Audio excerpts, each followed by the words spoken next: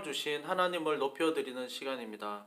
사모하는 마음으로 하나님의 말씀을 듣고 그 은혜를 따라서 우리의 신앙을 고백하고 믿음으로 살기로 다짐하는 시간 되시기 바랍니다. 함께 사도신경 같이 하시겠습니다. 전능하사 천지를 만드신 하나님 아버지를 내가 믿사오며 그 외아들 우리 주 예수 그리스도를 믿사오니 이는 성령으로 잉태하사 동정녀 마리아에게 나시고 본디오 빌라도에게 고난을 받으사 십자가에 못 박혀 죽으시고 장사할 만에 죽은 자 가운데서 다시 살아나시며 하늘에 오르사 전능하신 하나님 우편에 앉아 계시다가 재래로서 산자와 죽은 자를 심판하러 오시리라. 성령을 믿사오며 거룩한 공예와 성도와 서로 교통하는 것과 죄를 사하여 주시는 것과 몸이 다시 사는 것과 영원히 사는 것을 믿사옵나이다. 아멘. 함께 찬양하겠습니다. 주께와 엎드려 경배드립니다. 주 계신 곳엔 기쁨 가득 무엇과도 누구와도 바꿀 수 없네. 예배드림이 기쁨 됩니다. 우리 함께 눈을 감고 기도하겠습니다. 우리가 오늘 하나님 앞에 나와 머릿속에 예배합니다. 예배하는 가운데 하나님께서 우리의 심령을 비춰주셔서 우리의 연약함과 우리의 허물과 죄를 깨닫도록 인도하여 주시고 우리가 죄를 구하였을 때 하나님께서 정결케 해주시는 은혜로 말미암아서 우리가 말씀 안에서 온전히 거할 수 있도록 도와주십시오. 우리의 죄를 위하여 독생자들 예수 그리스도를 보내신 그 은혜와 사랑이 얼마나 크고 놀라운지 이 시간 다시 한 번 더 깨닫게 해달라고 함께 기도하겠습니다. 하나님 아버지 이름으로 감사함을 드립니다. 들으시고 감사합니다. 하나님 너무나 앞에 없는 죄이지만 다시 말씀드려 감사합니다. 하나님 아버지 드려주는 것이 너무나도 없습니다. 하나님 아버지 너무나도 신앙을 드려가고 드리는 것이 너무나도 드려가고 잘 살아가시고 아버지 너무나 감사함을 드립니다. 하나님 온전히 설 수 있도록 주님들 해주시고 하나님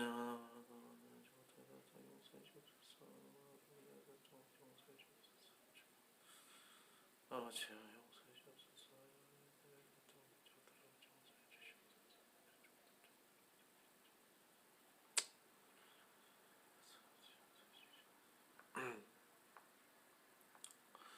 내 이름으로 일컫는 내 백성이 그들의 악한 길에서 떠나 스스로 낮추고 기도하여 내 얼굴을 찾으면 내가 하늘에서 듣고 그들의 죄를 사하고 그들의 땅을 고칠지라.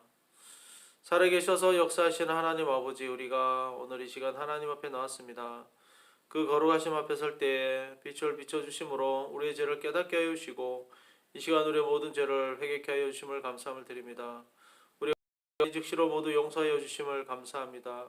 또한 우리 죄를 위하여서 독생자들 예수 그리스도 이 땅에 보내셔서 십자가에 못 박히게 하시고 3일 만에 부활케 하신 그 은혜를 참으로 감사함을 드립니다. 그 보혈의 힘으로 의지하여서 하나님 앞에 나옵니다. 이 시간 예배할 때 우리의 예배가 하나님 받으실 만한 예배가 되게 하여 주시고 하나님 말씀하여 주실 때 그 말씀에 온전히 순종하며 살아갈 수 있도록 인도하여 주시옵소서. 감사드립니다. 예수님의 이름으로 기도드렸습니다. 아멘. 말씀을 보겠습니다. 스가랴서 12장 1절에서 5절입니다. 스가랴 성경 12장 1절에서 5절입니다. 스가랴 12장 1절에서 5절입니다. 스가랴 12장 1절에서 5절입니다. 제가 스가랴 성경 읽어 드리겠습니다. 이스라엘에 관한 여호와의 경고의 말씀이라. 여호와 곧 하늘을 펴시며 땅에 터를 세우시며 사람 안에 심령을 지으시니가 이르시되 보라, 내가 예루살렘으로 그 사면 모든 민족에게 취하게 하는 잔이 되게 할 것이라. 예루살렘에 에워싸일 때에 유다에까지 이르리라. 그 날에는 내가 예루살렘을 모든 민족에게 무거운 돌이 되게 하리니 그것을 드는 모든 자는 크게 상할 것이라. 천하 만국이 그것을 치려고 모이리라. 여호와가 말하노라. 그 날에 내가 모든 말을 쳐서 놀라게 하며 그 탄 자를 쳐서 미치게 하되 유다 족속은 내가 돌보고 모든 민족의 말을 쳐서 눈이 멀게 하리니 유다의 우두머리들이 마음속에 이르기를 예루살렘 주민이 그들의 하나님 만군의 여호와로 말미암아 힘을 얻었다 할지라. 아멘.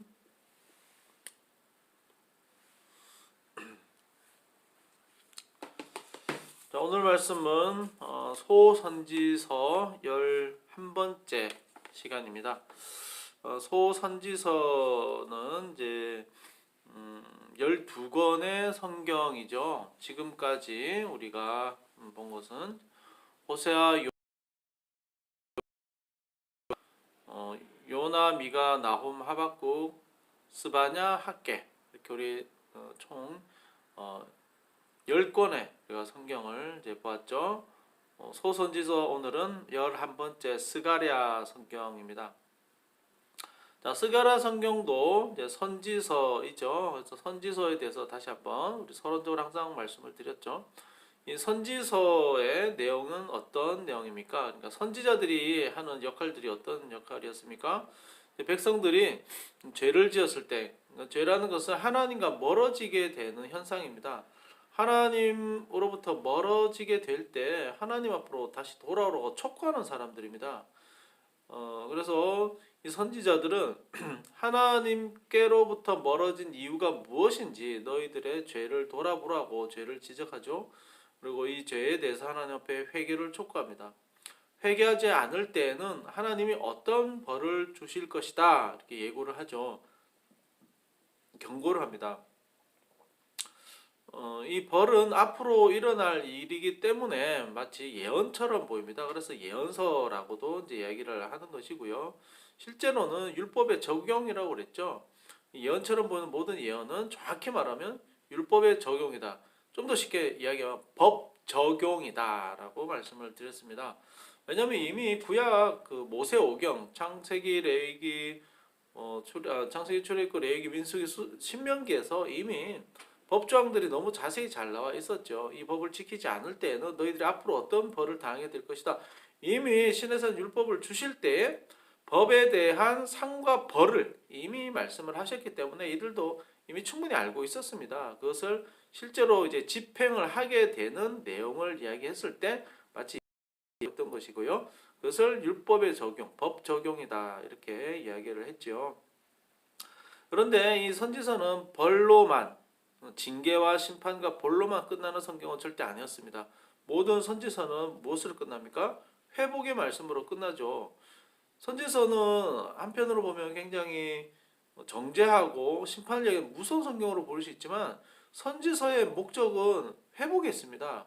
다시 돌아오게 하는 데에 목적이 있다는 거죠. 그래서 정의에 대해서 얘기를 많이 하지만 이 정의는 징벌적 정의가 아니라 회복적 정의라고 그랬습니다. 일반 사회는 때리고 벌 주고 혼내고 위협해서 너 똑바로 살아라 이런 식의 정의이지만 성경의 정의는 물론 이것도 들어있지만 한 걸음 더 나가서 너희가 다시 돌아오게 됐을 때 이런 회복이 있을 것이고 예전보다 전혀 다른 삶을 살게 될 것이다 하면서 하나님께서 실질적인 회복의 길로도 인도해 주셨던 거죠.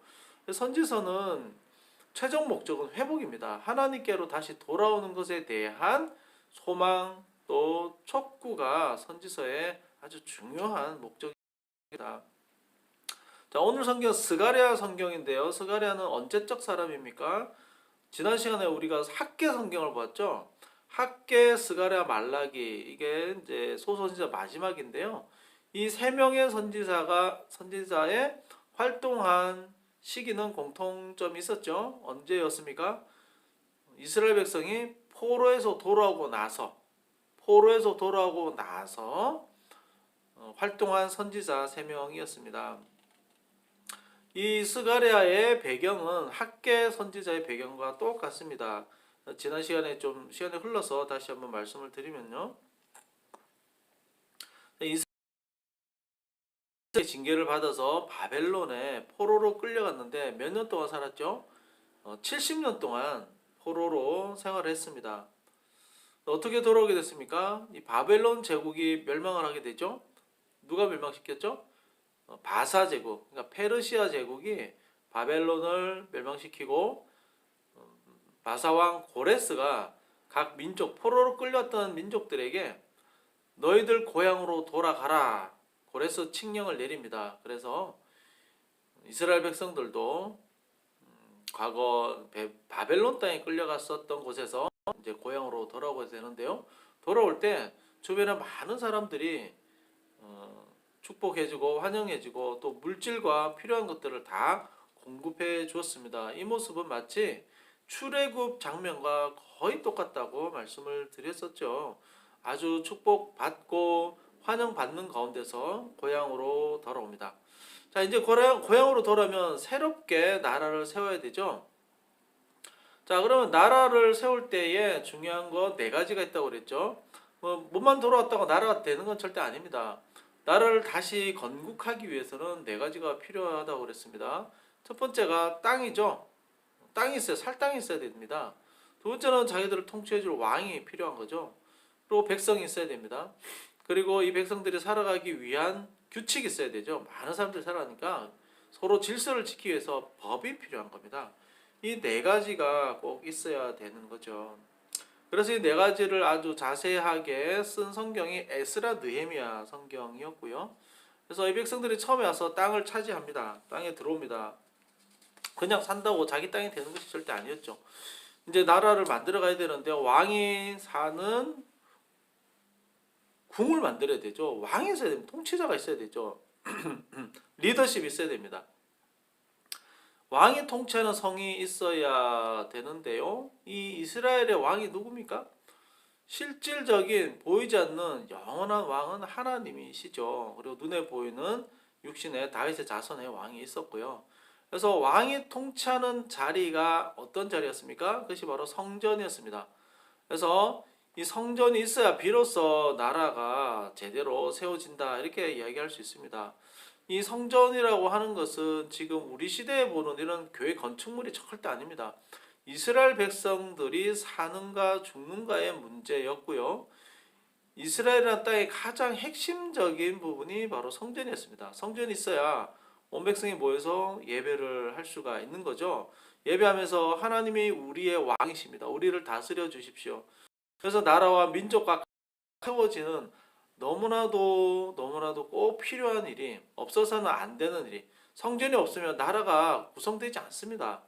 그래서 이 성전이라고 하는 것은 온 우주의 왕이시며 장차 모든 세상을 다스릴 왕에 대한 고백 그리고 우리가 실질적으로 지금 살아가는 이 모든 현실적인 문제에서의 섭리와 인도하심에 대한 간구 이런 것이 모두 성전에서 이루어지는 것이었습니다. 그래서 제일 먼저 해야 될 일이 이제 성전을 세우는 일이었고요. 그 다음에 이제 백성을 세워야 되는 거죠. 포로에서 돌아왔다고 몸만 왔다고 하나님 백성 되는 것은 절대 아닙니다. 이들이 하나님께 속한 백성이다. 하나님을 왕으로 모시고 하나님께 인정을 받은 사람들이 바로 하나님 자녀들이다. 인증하는 과정 그리고 배우는 과정이 필요하죠. 교육받는 과정이 필요한 겁니다.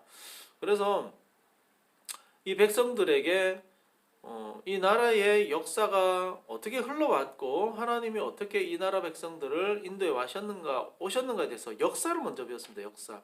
그 역사를 배운 것이 바로 역대상, 역대하를 기록해서 배우게 되고 또 에스라, 또 학개, 지금 스가랴, 말라기 같은 선지자들을 통해서 이들의 부족한 부분들을 하나님 말씀하시며 신앙을 다시 세우려고 말씀을 하셨던 겁니다. 그리고 이제 법을 세우는데요. 법은 이 백성들이 살아가는 원칙인 거죠.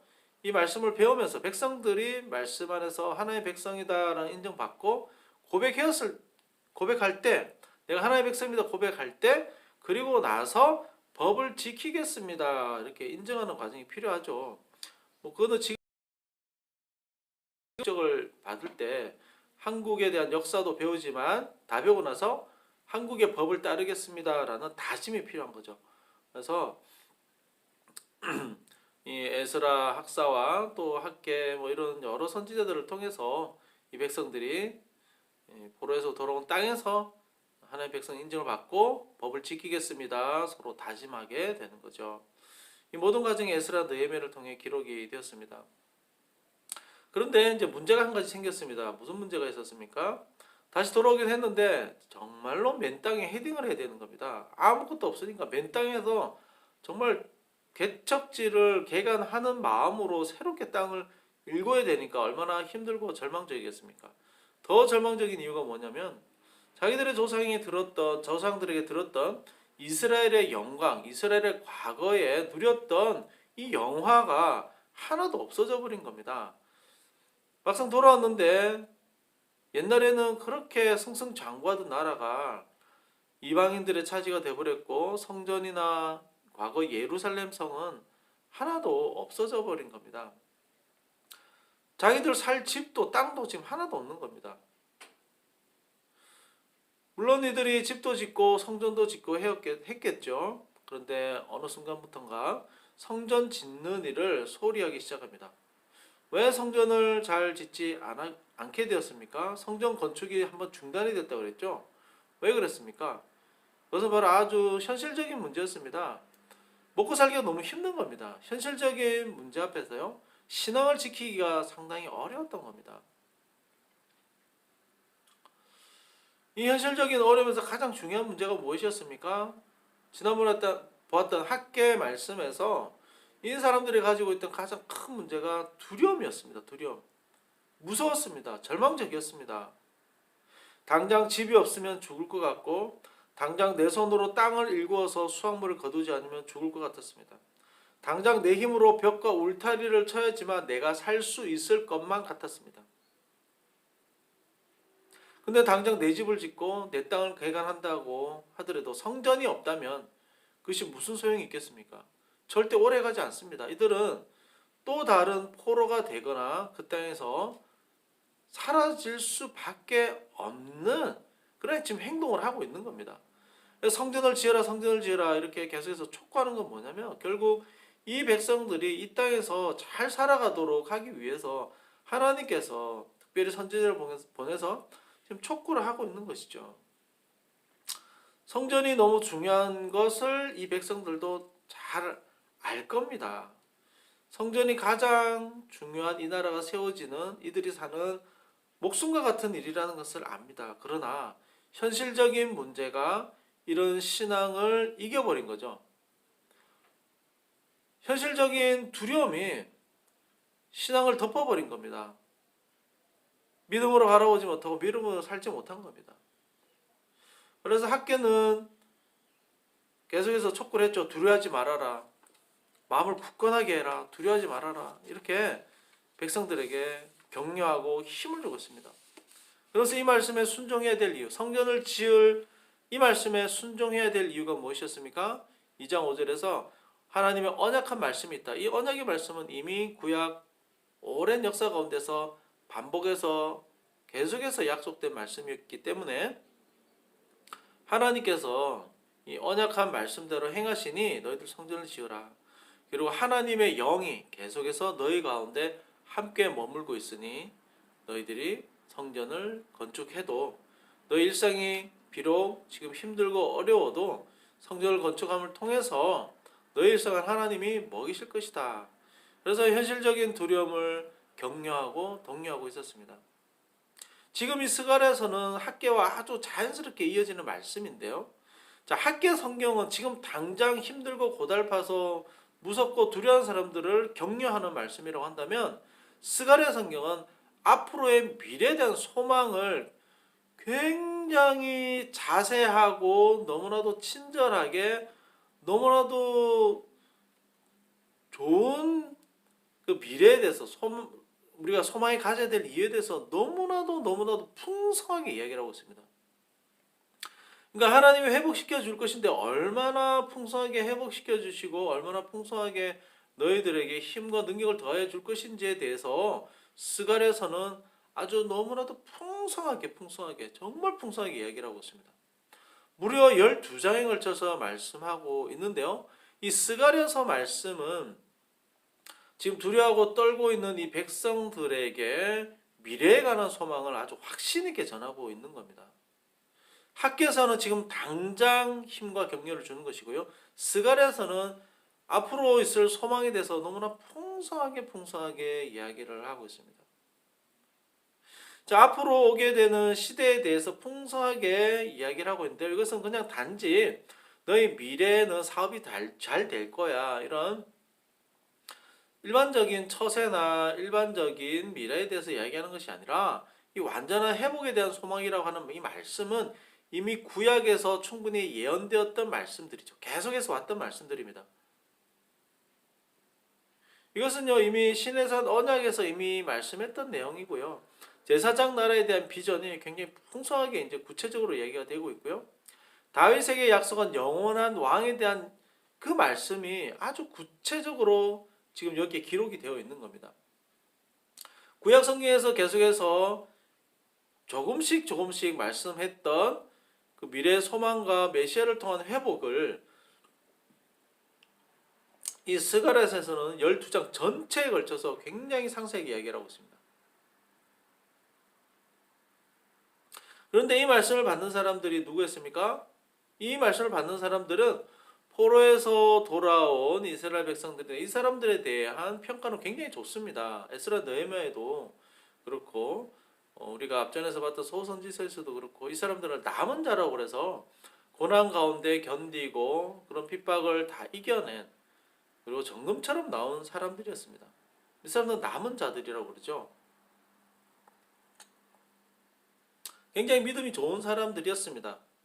그럼에도 불구하고 학계 선지자가 이야기했듯이 이들은 현실적인 두려움 앞에서 성전을 짓지 못했습니다.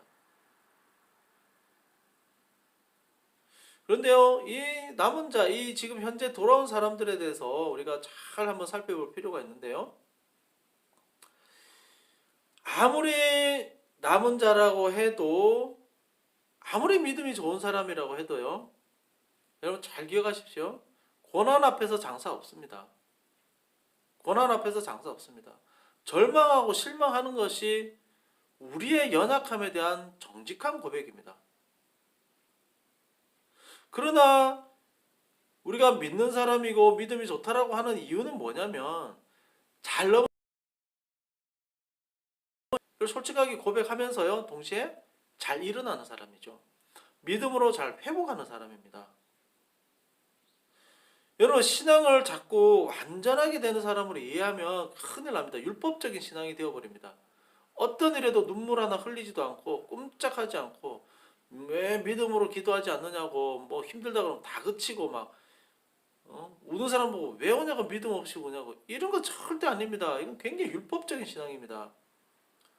그 신앙을 거꾸로 하는 겁니다. 거꾸로. 여러분, 신앙이 좋다고 하는 것은 우리가 얼마나 연약한지 아는 겁니다.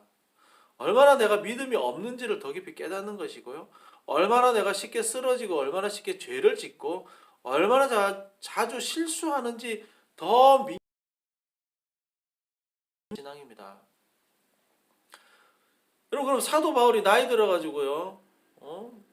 나는 아주 울지도 않고 나는 절대 절망하지도 않고 나는 의인이야, 나는 완전한 사람이 이렇게 고백했을 거 아닙니까? 그러나 사도 바울은 나이가 들고 나서 로마서 디모데후서를 쓰면서 나는 오로 공고한 자로다. 이 사망의 몸에서 누가 나를 건져내랴 외치고요. 디모데후서 죽기 전에 스스로에 대해서 나는 죄인 중에 괴수로다 이렇게 고백합니다. 여러분, 스가랴서에 나온 이 남은 자라고 해서요, 고난받고 왔다고 해서요, 어떤 문제 다 이겨내는 그런 사람들이 절대 아닙니다. 모든 역경을 다 이겨내고 기도로 다 응답받고 이것이 믿음의 사람을 표현하는 모델이 절대 아닙니다. 눈물도 없고 두려움도 없고 절망도 안 하는 사람이 신앙 좋은 사람이 절대 아닙니다. 그것이 아니라 남은 자라고 해도 늘 절망할 수 있습니다. 남은 자라고 해도 죄 지을 수 있습니다. 연약합니다. 현실적인 문제 앞에서요, 다른 사람은 더 쉽게 넘어질 수도 있습니다. 그런데 다른 점이 무엇입니까? 실수하고 죄를 지었을 때 죄를 금방 깨닫는 거죠. 연약함을 깨달았을 때 그 즉시로 엎드려 기도하고 회개하는 사람이죠.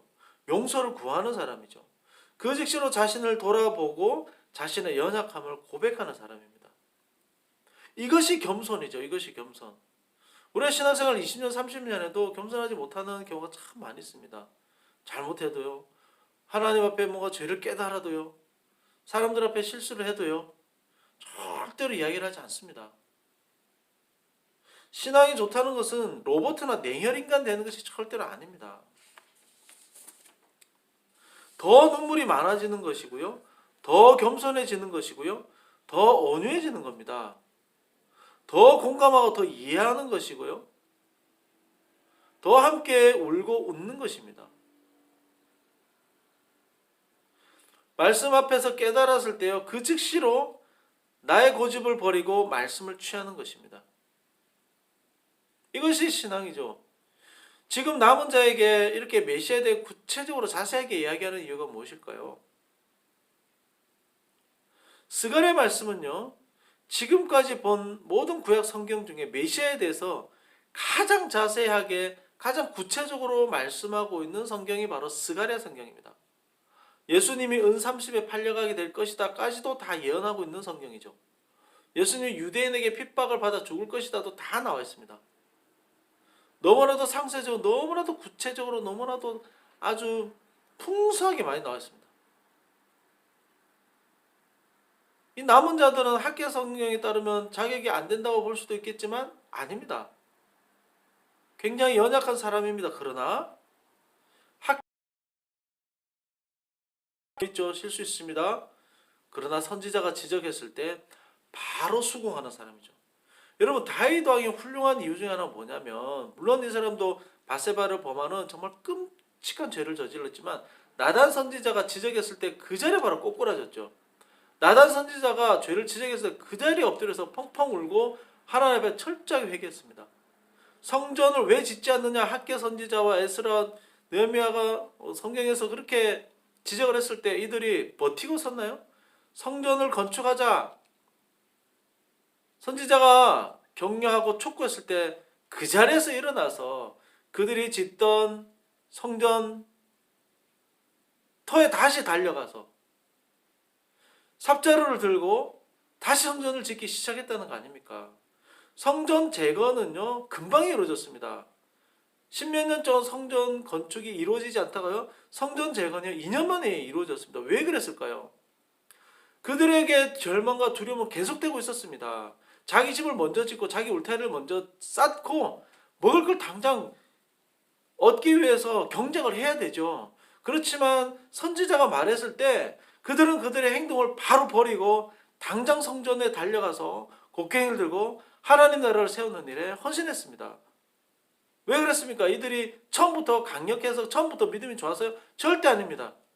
남은 자의 신앙이라고 하는 것, 고난 가운데 끝까지 하나님을 견지한 신앙이라고 하는 것은 어떤 절망 가운데서도 절망감을 느끼지 않는 그런 신앙을 말하는 게 절대 아닙니다. 쉽게 절망합니다. 쉽게 죄 짓습니다. 쉽게 실수합니다. 그러나 말씀을 보고 다시 바로 일어나는 겁니다. 현실적인 유혹에 금방 넘어갈 수도 있지만 다시 기도하고 우리의 심령을 두드릴 때 눈물을 흘리며 그 자리에서 바로 회개하고 다시 먼지를 털고 일어나는 것이 그것이 신앙인 겁니다. 우리가 얼마나 연약한지 솔직하게 이야기하고 고백하고 하나님의 눈물을 펑펑 쏟으면서 다시 일어나서 내가 잘못한 사람들에게 가서 용서를 구하고 회개하는 것이 신앙입니다. 하나님 앞에 회개하는 것이 신앙입니다. 왜 남은 자들에게 비로소 스가랴 말씀을 통해 메시아에 대해서 이렇게 구약 성경에서 가장 자세한 말씀을 주셨을까요? 이들이 받을만 했기 때문입니다. 남은 자의 신앙을 가진 사람들은요 절망했습니다만 학개 선지자의 지적을 듣고 다시 벌떡 일어났고 다시 힘을 얻었고 힘을 얻은 그들에게 구약 성경 역사상 가장 자세한 메시아에 대한 말씀 12장을 이들에게 선포할 수 있었던 거죠.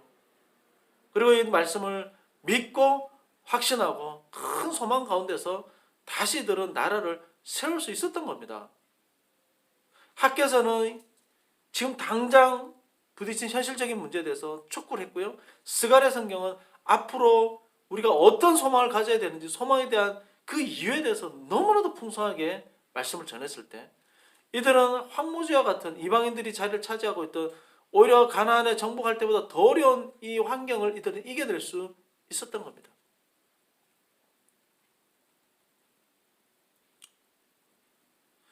스가랴 선지자들은 이 남은 백성들에게 너무나도 풍성하고 풍성한 메시아에 대한 말씀을 주고 있죠. 지금 너희들이 너무나도 고달프고 너무나도 어렵지만 장차 너희들을 통해서 너무나도 힘든 고난과 역경을 거쳐온 너희들을 통해서 반드시 예수 그리스도가 오게 될 것이다. 반드시 예수님이 오게 될 것이야. 그분은 초림 때 처음 와서는 핍박을 받지만 은삼시에 팔려가서 유대인들에게 너무나도 큰 고난을 받게 되지만 부활 승천하게 될 것이고, 예수님은 다시 오셔서 이 모든 것을 심판할 것이다. 그 옛날 시내산에서 말씀하시던 제사장의 나라의 비전이 어떻게 성취될 것인지 하나님 반드시 보여줄 것이다. 그것을 아주 강력하게 외치고 있는 성경이 바로 스가랴 성경입니다. 그것이 조금 전에 읽었던 12장, 13장, 14장 이 마지막 말씀이 재림에서 세상의 모든 악을 어떻게 소멸하시고 어떻게 믿지 않는 백성들을 심판하시고 우리에게는 영원한 안식과 평안을 주실지에 대해서 아주 상세하게 너무나도 벅찬 마음으로 지금 이들에게 외치고 있는 겁니다. 이 두려워하는 백성들이 얼마나 큰 소망을 가지겠습니까? 굉장히 비유적인 표현으로 지금 이야기를 많이 하고 있습니다. 조금 전에 읽은 말씀들이 아주 핵심적인 말씀인데요. 4절을 보면요. 모든 말을 쳐서 눈을 멀게 할 것이다. 이것은 이미 신명기 28장 28절에 말씀을 받지 않는 자들에 대한 세 가지 형벌을 구체적으로 실현하는 것이고요. 6절에 보면 유다 두목들로 나무 가운데 화로 같게 하며 곡식단 사이에 횃불 같게 할 것이다. 화로가 뭡니까? 활 타는 화로가 나무 사이에 놓여있으면 삽시간에 그 모든 것을 다 태워버리죠. 곡식단 사이에 횃불이 어떻습니까? 횃불이 하나 놓여지면 곡식단이 순식간에 다 타버립니다. 장차 우리 교회를 통해서 예수 그리스도가 장차 재림하셔서 이 모든 것을 소멸하시고 악을 정복하시고 우리 믿는 자들에게는 영원한 승리와 영원한 기쁨을 줄 것이다. 지금 말씀하고 있는 겁니다. 스가랴 성경만큼 완전한 소망을 주는 성경은 없습니다. 너무나도 장엄한 역사, 영원히 우리가 정말 소망을 가지지 않을 수 없는 마지막 시간에 대해서 너무나도 가슴 벅차게 지금 이야기를 하고 있는 겁니다. 이 하나님의 백성들이 어떻게 이 세상을 다스리게 될지, 하나님과 함께 왕노릇하게 될지, 너희들 이 땅에서 지금 고달프고 힘들지만 절대로 절망하지 말아라. 예수 그리스도에서 너희들이 어떻게 왕노릇하게 될지 너희들이 분명히 알게 될 것이다. 오늘 스가랴 말씀을 통해서 우리가 어떤 소망을 가져야 할까요? 스가랴 성경은요, 오늘 우리에게 너무나 큰 소망을 주는 말씀입니다. 종말론적인 신앙인데요. 교회가 지금은 핍박을 받고 지금은 세력이 작아 보일 수도 있지만 교회가 이 세상을 다스리고 교회를 통해서 하나님께서 역사를 완성할 것을 말씀하고 있습니다. 자, 지금 우리 현실 너무나도 고달프고 힘들죠. 코로나로요. 지금 너무나도 힘든 우리나라뿐만 세계적인 상황입니다. 경기도 어렵고요. 교회들도 지금 너무 어려워져서요. 교회들이 지금 문 닫는 데도 많습니다. 저희 교회도 지금 이웃 나눔 이런 행사들도 지금 아무것도 못 하고 재정적으로나 여러 가지로 참 저도 다운될 때가 많고 참 힘듭니다. 현실은 힘들고 저도 힘들고 교회도 힘들긴 하지만 하나님은 힘들지 않습니다. 하나님은요 너무나도 풍성한 능력 가운데 이 모든 고난의 과정을 하나님 나라를 위해서 반드시 사용하십니다. 하나님이 반드시 사용하신다면 이 고난도 의미가 있는 것이죠. 하나님께서 이 역사를 다스려가는 이 과정 중에 우리는 살아가고 있는 겁니다. 이 말씀을 보면서 나도 더 소망을 가져야 되겠다. 저도 많이 다운이 되고 힘들긴 하지만 이 말씀을 보면서 정말 힘을 가져야 되겠다. 힘을 가져야 되겠다. 이런 생각을 많이 하게 됩니다. 하나님께서 이 고난 때를 지나게 하시고요. 이 고난 때를 반드시 사용하실 것입니다. 우리에게 완전한 승리 반드시 주십니다. 지금 당장 누리지 못하고 이해하지 못해도요. 믿음으로 바라보셨으면 좋겠습니다. 반드시 믿음이 이기게 하십니다. 여러분 믿으시기 바랍니다. 믿음이 이기게 하시고요. 복음이 이기게 하시고요. 교회가 이기게 하십니다. 교회를 통해서 하나님의 말씀이 증거됨을 통해서 이 교회가 이 세상의 중심이고 이 나라를 이 세상을 장차 다스릴 것이라는 것을 하나님께서 반드시 보여주실 겁니다. 여러분이 소망이 없다면 여러분의 믿음과 여러분의 신앙도 별로 의미가 없습니다. 의미가 없습니다. 여러분 종말론적인 이 신앙이 없다면 여러분 지금 가지고 있는 이 현실적인 이익에 대한 만약에 믿음으로 신앙생활 한다면 이것은 금방 사라지는 신앙과 같습니다. 그것이 아니라 종말론적인 신앙을 견지하셔야 합니다. 무엇이냐면 이 교회가 얼마나 중요한지, 복음이 얼마나 중요한지, 이 교회 복음이 장차 이 세상 모든 것을 이기고 정복하고 다스리게 될 것이라는 믿음입니다. 믿음. 지금 세상법이 교회를 핍박하는 것처럼 보이더라도 교회 사라지지 않습니다. 절대 두려워하지 마시기 바랍니다. 이런 말이나 여러 가지 정치적인 교회에서 이야기하는 정치적인 행위에 대해서 너무 우리가 민감하게 반응하지 않아도 됩니다. 무슨 차별법, 동성애법, 무슨 법 물론 반대해야죠. 여기에 너무 매몰되지 않아야 합니다. 우리가 정작 관심 가지고 우리가 더욱 힘을 쏟아야 되는 부분들이 무엇입니까? 더 어려울수록 믿음 가운데 살아야 되고 어려울수록 빛과 소금의 역할을 더 감당해야 되는 것이죠. 그리고 어려울수록 이 종말론적인 신앙을 가져야 됩니다. 장차 이 교회를 통해서 이 세상의 모든 것을 하나님께서 다스릴 것이다. 교회가 가장 중요합니다, 여러분. 교회가 정말 중요합니다. 그래서 우리 교회가 존재하는 한 하나님의 말씀대로 살기에 힘을 써야 하고 저 또한 하나님의 말씀과 복음과 빛과 소금의 역할을 하기에 제가 부족함이 없도록 온 힘을 다해야 되겠죠. 참 힘들고 고단한 기간입니다. 많이 힘들지만 그러나 끝까지 믿고 이 종말론적인 신앙 안에서 교회를 통해 복음이 증거되어지고 교회가 장차 이 모든 이 세상의 세력과 악을 정복하고 다스리게 될 것이다. 교회를 통한 복음을 통해 다스리게 될 것이다. 여러분 꼭 믿으시기 바랍니다. 하나님께서 반드시 이기게 하십니다. 그래서 오늘 말씀을 통해서 우리가 다 함께 소망을 가집시다. 소망을 가졌으면 좋겠습니다. 하나님이 이기게 하십니다. 믿음이 이기게 하십니다. 복음이 이깁니다. 교회를 통해서 온 세상이 하나님의 통치 아래 놓이게 될 것입니다.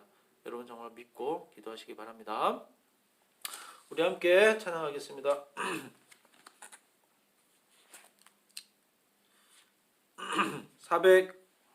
405장 찬송가 405장입니다. 찬송가 405장입니다.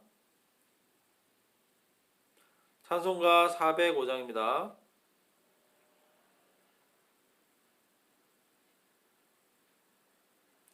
(405장) 찬양하겠습니다.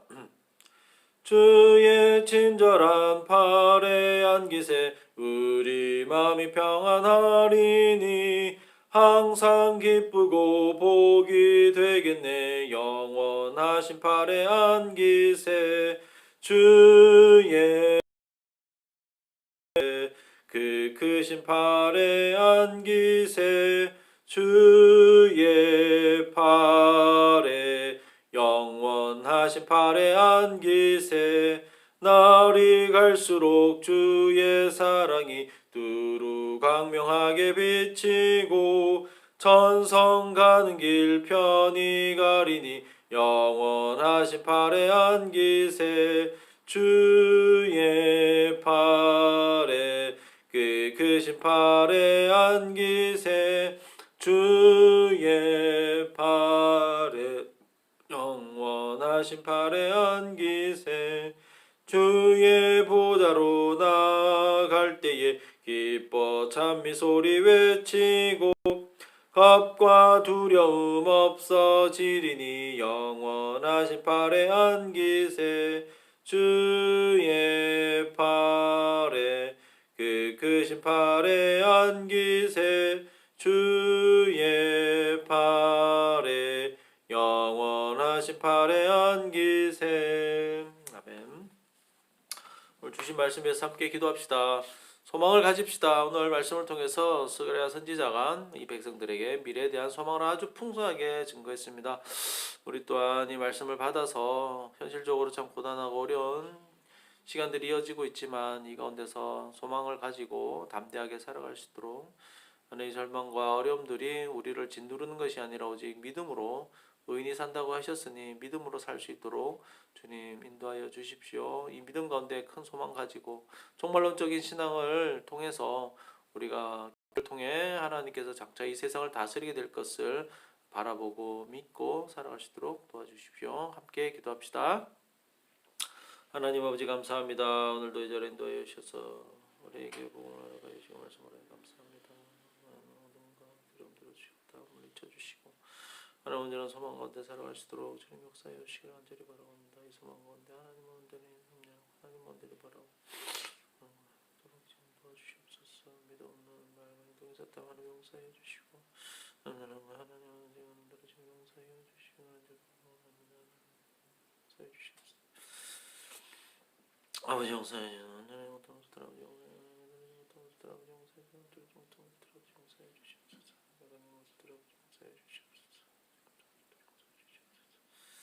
아버지 용서해 주시기를 용서해 주시옵소서. 용서해 주시옵소서.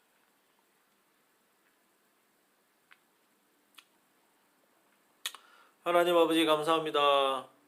스가랴 선지자를 통하여서 우리에게 말씀을 하여 주시고 감사함을 드립니다.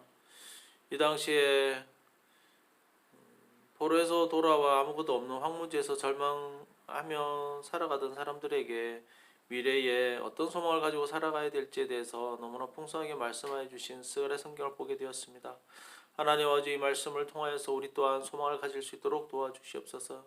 하나님 지금 너무 절망적인 시대이지만 하나님 이때가 곧 지나갈 것이며 또 장차 우리 하나님을 통하여서 이 세상의 모든 악을 소멸하시고 믿는 자가 영원토록 평안 가운데서 이 모든 세상을 다스릴 것을 우리가 함께 바라볼 수 있도록 인도하여 주시옵소서. 우리가 이 믿음으로 살아가는 것이 무엇인지 특별히 이때에 우리가 경험되어 줄 수 있도록 주님 허락하여 주시기 원합니다. 하나님 우리가 이런 환경 가운데서 쉽게 넘어질 수도 있고 또 넘어지기도 하고 죄 가운데 거할 수도 있지만 말씀을 주실 때 다시 벌떡 일어나 하나님으로 오직 바라보며 붙잡고 살아갈 수 있도록 인도하여 주시옵소서. 이 땅에 우리가 소망을 가질 이유가 없고 오직 말씀을 통해서 하나님께서 어떻게 이 땅을 다스릴지에 대한 어떻게 이 세상을 정복하시고 악을 소멸하실지에 대한 소망을 가지고 우리가 살아갈 수 있도록 주님 도와주시기를 원합니다. 하나님 지금 코로나의 어려운 때에 우리 성도들과 또 우리 교회에 참으로 빛과 소금 역할을 잘 감당할 수 있는 은혜들을 허락하여 주시기를 간절히 바라고 합니다. 이 땅에 사는 것이 얼마나 짧고 얼마나 물안개와 같은 참으로 지나가는 시간임을 다시 한번 기억할 수 있도록 도와주셔서 우리 하나님의 말씀을 위하여서 더욱더 헌신하고 또 하나님의 말씀을 믿고 또 하나님을 바라보며 살아가는 것이 참으로 우리에게 복된 믿음이고 시간이라는 것을 다시 한 번 더 마음에 새길 수 있도록 주님 도와주시옵소서. 드린 헌금 위해서 기도하겠습니다.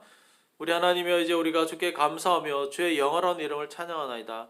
나의 내 백성이 무엇이간데 이처럼 즐거운 마음으로 드릴 힘이 있었나이까.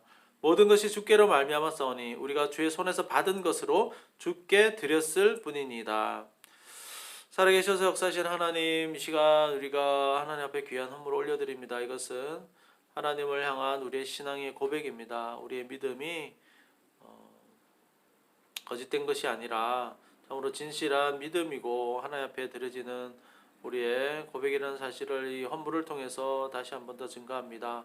하나님 앞에 드리는 헌물을 우리가 소중히 하나님 앞에 드려질 때에 이것이 빛과 소금을 복음의 빛과 소금의 역할을 위하여서 우리 교회의 빛과 소금의 역할을 위하여서 잘 사용되어질 수 있도록 주님 역사하여 주시기를 원하옵고 하나님 우리가 더욱 하나님 안의 신앙이 더욱더 풍성한 고백으로 넘쳐날 수 있도록 인도하여 주시기 원합니다. 일용할 양식을 위하여 구하려 하셨으니 먹고 마시고 입는 것을 위하여 구할 때마다 하나님께서 어떻게 매일매일 입히시고 일용할 것으로 채워주시는지 우리가 고백할 수 있도록 경험할 수 있도록 인도하여 주시옵소서. 또한 일용할 것을 주실 때에 하나님 우리가 감사하며 하나님 앞에 늘 일용할 것으로 인하여서 하나님 앞에 또 고백할 수 있도록 인도하여 주시기를 원합니다. 믿음을 더하여 주시고 그 옛날 만나 매출하기로 먹이신 그 은혜가 우리 삶 가운데 이어질 수 있도록 역사하여 주시옵소서. 지금은 우리 주 예수 그리스도의 은혜와 하나님 아버지의 무궁하신 사랑하심과 성령님의 교통하심이 이 자리에 모인 주님의 사랑하는 성도들 머리머리 위에 지금으로부터 영원토록 함께 있을지어다. 아멘.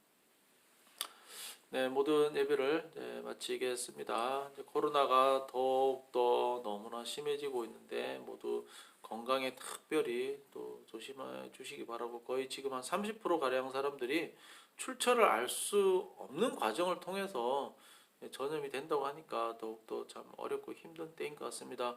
우리가 마음도 많이 어려워지고 또 절망스러운 마음도 들긴 하지만 이럴 때일수록 더 기도하면서 하나님 안에서 소망을 찾아가시면 좋겠습니다. 한 주간 승리하시기 바랍니다. 감사합니다. 모든 예배를 마치겠습니다.